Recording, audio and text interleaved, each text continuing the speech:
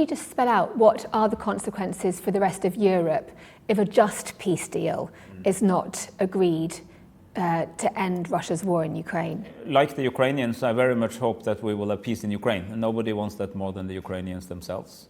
But I am worried that we might push this to what in quotation marks is a cheap ceasefire, which will lead to a very expensive peace. What do I mean by that? I mean that after every big war, every interstate war of any size, there is a post-war era. And history has taught us Europeans and everybody else basically that the post-war era tends to last much longer than the war.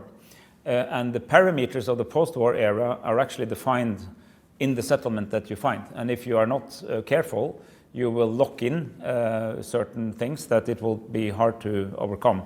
So if we leave with deep uncertainties, or if we allow a kind of a new Yalta, a new Iron Curtain to descend on Europe as we come to peace in Ukraine, that's problematic for the whole of Europe. So our future is very much on the line here. And it's important for Ukrainians more than anybody else, but it's also the future of UK and Norwegian and all other European security. And this has to be taken more seriously, that this is a European conflict. It's a conflict in Europe. It has global consequences, but it's fundamentally a war in our continent. And the way it's solved matters to our coming generations. And what would you describe as a cheap peace? Well, I mean, if Ukraine is forced to give up territory that it currently militarily holds, I think that would be very problematic.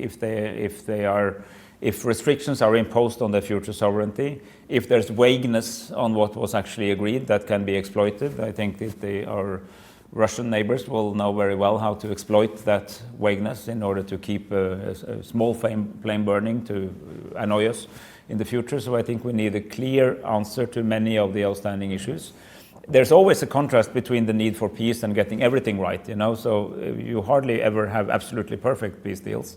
But this is so important that we need to think through all these aspects. And thankfully, wise people are thinking about it. And the last couple of weeks has been, after an American proposal of 28 points to Ukraine, which was problematic in many aspects, I think we've now had a good conversation between Ukraine, leading European countries, and the US on how to adapt and develop that into something which might be a good platform for Ukraine and its allies to go to Russia with. We still don't know the Russia response, but what I do know is the more we are in agreement as the West, the better Ukraine will stand.